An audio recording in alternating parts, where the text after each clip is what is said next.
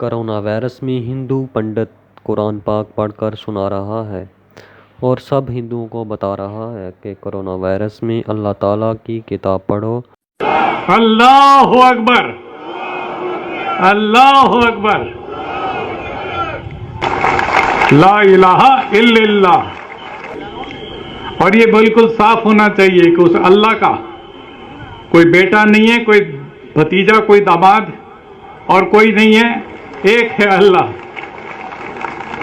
और इस तरीके से हमें अल्लाह की इबादत से, जिसे हम इस्लाम में तौहीद कहते हैं, एक तौहीद हमारी सबसे बड़ी बुनियादी सोच है और उसी पर हम सारी दुनिया को, खाली भारत के लोगों को, इंडिया के लोगों को नहीं, सारी दुनिया के इंसानों को एक झंडे के नीचे ला सकते हैं, एक तौहीद के झंडे के नीचे ला सकते हैं।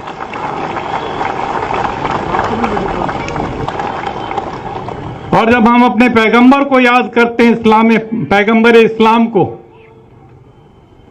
हजरत मोहम्मद साहब सल्लल्लाहु अलैहि वसल्लम, तो हम साफ शब्दों में कहते हैं रहमतुल लिल आलमीन, रहमतुल लिल मुसलमीन नहीं।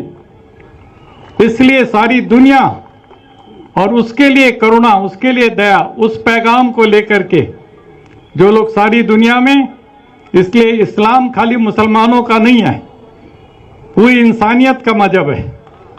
और इस नाते से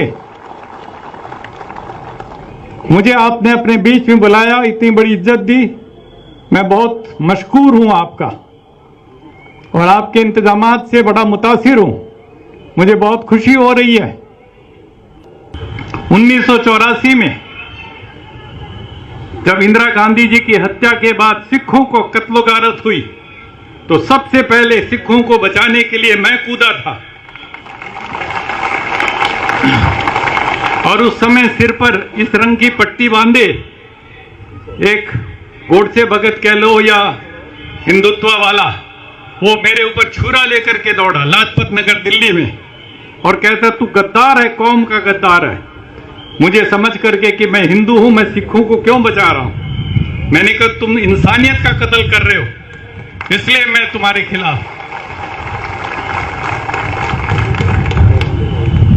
और जब जामा मस्जिद, बाबरी मस्जिद शहीद हुई, तो सबसे पहले मैंने खड़े होकर के उसकी मजम्मत की।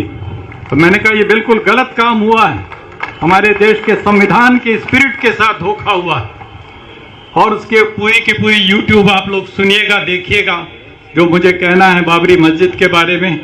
और वहां पर जो कहते हैं राम मंदिर है, उसका कोई सबूत नहीं है, लेकिन उसको उन्होंने सुप्रीम कोर्ट तक ने कह दिया अपने फैसले में कि कोई सबूत नहीं है। यह भी कह दिया कि 49 में उसके अंदर मूर्ति रखना गैर कानूनी था। यह भी कह दिया कि वहां पर उसको गिराना, बाबरी मस्जिद को, गैर कानूनी था, जुल्म था। ये सब कहने के बावजूद उन्होंने वो उन्हीं को सौंप दिया। ये कैसा सुप्रीम कोर्ट है, हमारी समझ में नहीं आया।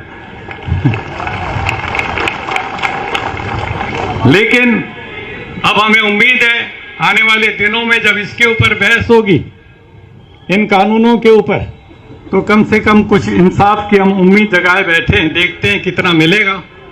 लेकिन सुप्रीम कोर्ट ही सुप्रीम नहीं होता। वैसे हमारी नजर में अल्लाह सबसे सुप्रीम है।